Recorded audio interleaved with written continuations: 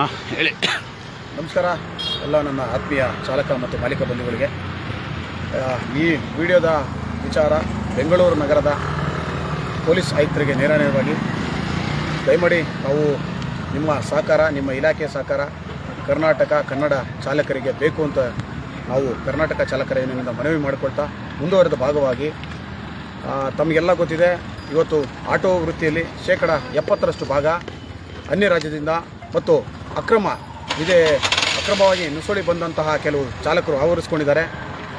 ಅದೇ ರೀತಿ ಕನ್ನಡಿಗ ಚಾಲಕರಿಗೆ ಸಾಕಷ್ಟು ದುಡಿಮೆ ರೀತಿಯಲ್ಲಿ ಆಗಲಿ ಅಥವಾ ಬೇರೆ ಬೇರೆ ರೀತಿಯಲ್ಲಿ ಸಾಕಷ್ಟು ತೊಂದರೆಗಳಾಗ್ತಾ ಇದೆ.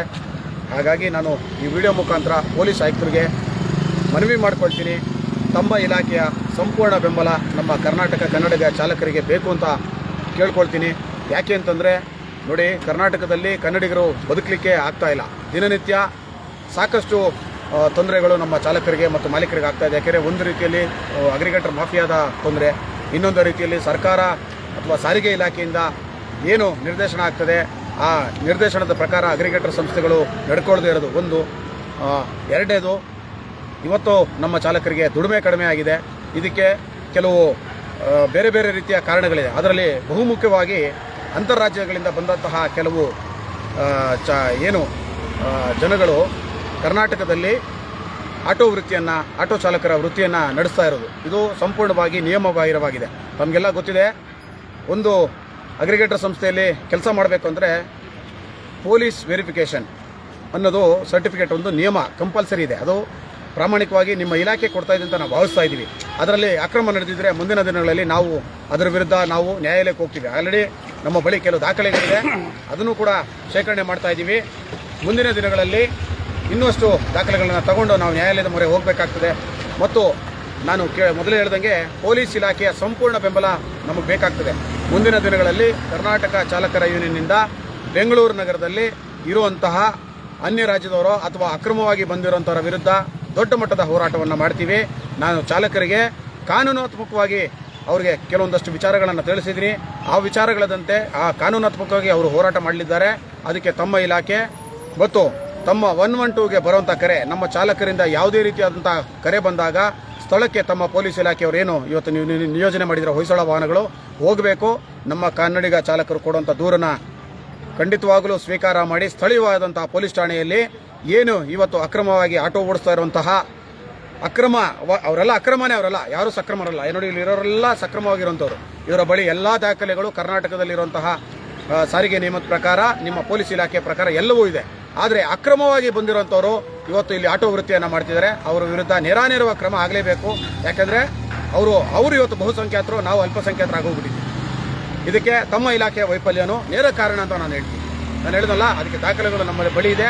ಮುಂದಿನ ದಿನಗಳಲ್ಲಿ ನಿಮ್ಮ ಇಲಾಖೆಯ ಸಂಪೂರ್ಣ ಸಹಕಾರ ಬೇಕಾಗ್ತದೆ. ಕನ್ನಡಿಗ ಚಾಲಕರ ಮೇಲೆ ದೌರ್ಜನ್ಯ ಆಗಬಾರ್ದು.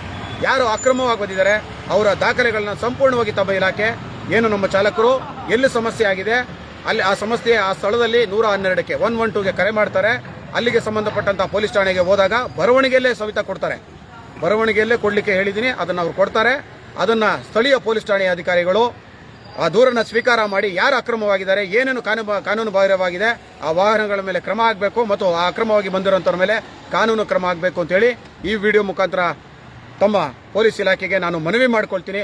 ಹಾಗಾಗಿ ಬೆಂಗಳೂರು ನಗರದ ಪೊಲೀಸ್ ಆಯುಕ್ತರು ಮತ್ತು ಸಂಚಾರಿ ಪೊಲೀಸ್ ಆಯುಕ್ತರು, ಜಂಟಿ ಪೊಲೀಸ್ ಆಯುಕ್ತರು ಈ ಮನವಿಯನ್ನು ಈ ವಿಡಿಯೋ ಮುಖಾಂತರ ಸ್ವೀಕಾರ ಮಾಡಬೇಕು. ಮತ್ತು ಕನ್ನಡಿಗ ಚಾಲಕರಿಗೆ ಇದು ಬರೀ ಟ್ಯಾಕ್ಸಿ ಇದೆ ಅಲ್ಲ, ಗೂಡ್ಸ್ನಲ್ಲೂ ಇದೇ ಸಮಸ್ಯೆ ಇದೆ, ಟ್ಯಾಕ್ಸಿ ಅಥವಾ ಆಟೋ ರಿಕ್ಷಾದಲ್ಲೂ ಇದೇ ಸಮಸ್ಯೆ ಇದೆ, ಟ್ಯಾಕ್ಸಿಯಲ್ಲೂ ಇದೇ ಸಮಸ್ಯೆ ಇದೆ.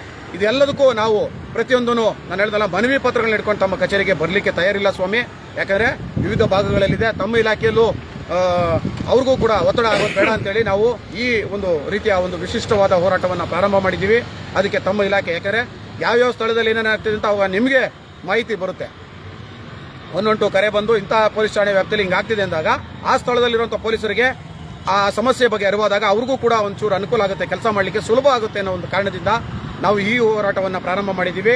ದಯಮಾಡಿ ಬೆಂಗಳೂರು ನಗರ ಪೊಲೀಸ್ ಆಯುಕ್ತರು, ಸಂಚಾರಿ ಟ್ರಾಫಿಕ್ ಜಂಟಿ ಪೊಲೀಸ್ ಆಯುಕ್ತರ ಸಹಕಾರ ಸಂಪೂರ್ಣವಾಗಿ ಕರ್ನಾಟಕದ ಮತ್ತು ಕನ್ನಡಿಗ ಚಾಲಕರ ಮೇಲೆ ಇರಬೇಕು ಅಂತ ಕೇಳ್ಕೊಳ್ತಾ, ಆಟೋದವರಿರಲಿ, ಟ್ಯಾಕ್ಸಿಯವರಿರಲಿ, ಗೂಡ್ಸ್ನವರಿರಲಿ 112 ಕರೆ ಮಾಡಿ ಅವ್ರು ಯಾರು ಅಕ್ರಮವಾಗಿದ್ದಾರೆ ಅವ್ರ ಮೇಲೆ ಕ್ರಮ ತಗೊಳ್ಳಿ ಅಂತ ಹೇಳಿದಾಗ ಖಂಡಿತವಾಗೂ ಆ ಸ್ಥಳೀಯ ಪೊಲೀಸ್ ಠಾಣೆ ಅಧಿಕಾರಿಗಳು ಮಾಡಬೇಕು. ಇದು ನಮ್ಮ ಹೃದಯಪೂರ್ವಕ ಮನವಿ. ಅದು ಮಾಡದೆ ಹೋದ ಪಕ್ಷದಲ್ಲಿ ಖಂಡಿತವಾಗೂ ನಾವು ಮುಂದಿನ ದಿನಗಳಲ್ಲಿ ನಾವು ದೊಡ್ಡ ಮಟ್ಟದ ಹೋರಾಟ ಮಾಡ್ತೀವಿ ಮತ್ತು ನ್ಯಾಯಾಲಯದ ಮೊರೆ ಹೋಗಬೇಕಾಗುತ್ತೆ ಅಂತ ಹೇಳ್ತಾ ಈ ವಿಡಿಯೋನ ಇಲ್ಲಿಗೆ ಕೊನೆಗೊಳಿಸ್ತೀನಿ. ನಿಮ್ಮ ಸಹಕಾರ ನಮಗೆ ಬೇಕು ಅಂತ ಮತ್ತೊಮ್ಮೆ ಮನವಿ ಮಾಡ್ಕೊಳ್ತೀನಿ. ಧನ್ಯವಾದ.